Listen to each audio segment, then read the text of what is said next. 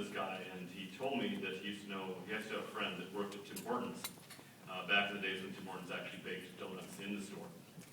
And this guy made around $20 an hour or so to bake the donuts there. And of course, now they bring them in frozen, and people earn about minimum wage or so just to reheat them. They're not as good quality, but people still buy them because they're cheap. I buy tickets for my kids because they're cheap and money is tight.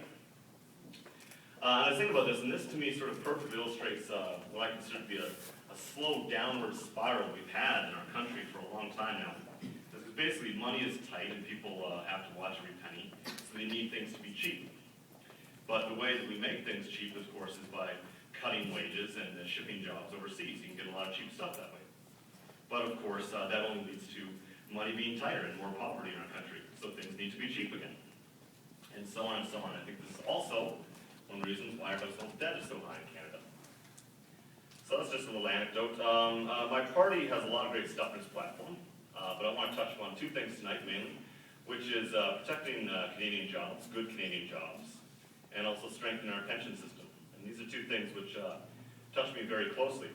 My father is a machinist. Or at least he used to be a machinist.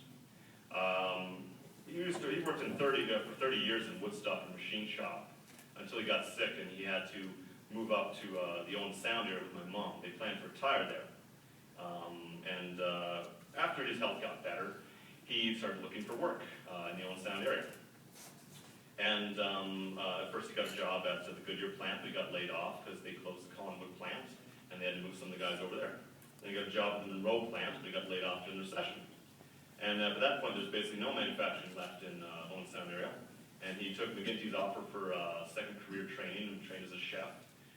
But all he could get was Harvey's. He actually got fired from Harvey's because he's competing against teenagers. He's close to 60 now. So my dad's a very skilled man. He took night courses the whole time he was at his job. And now all he can get, he can't even get minimum wage fast food jobs.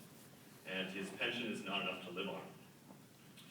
So for me, the idea of standing up for good Canadian jobs and protecting pensions and strengthening pensions are very important.